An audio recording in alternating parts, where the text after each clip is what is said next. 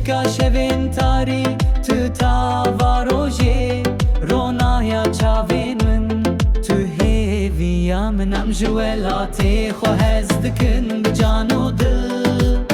Em canê xwe feda dikin ji bo te welat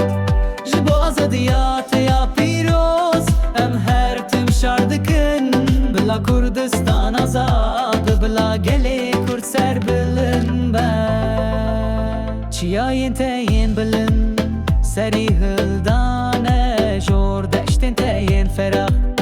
Xemilandî bi kulîl kan Avên te yên zelal Diherikin wek çemên jiyanê Dengê te yê xweş Stranan dibêj bû azadiyê Em ji welatê xwe hez dikin bi can û dil Em canê xwe feda dikin ji bo te welat Ji bo azadiya te ya pîroz Em her tim şer dikin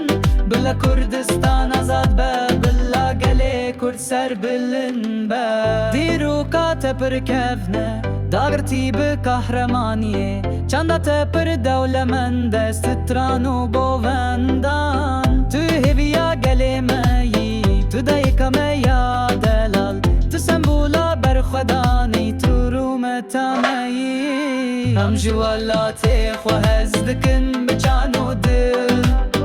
Em canê xwe feda dikin ji bo te welat Ji bo azadiya te ya pîroz Em her tim şer dikin Bila Kurdistan azad be Bila gelê Kurd serbilin be Ji Dîçlayê heta Firatê Zaga heta Tizîrê Her parçeyek ji te Di dilê me de ye Zimanê me yê şîrîn Çanda me ya resen Em ê biparêzin Heta dawya emrê xwe Em ji welatê xwe hez dikin bi can û dil Em canê xwe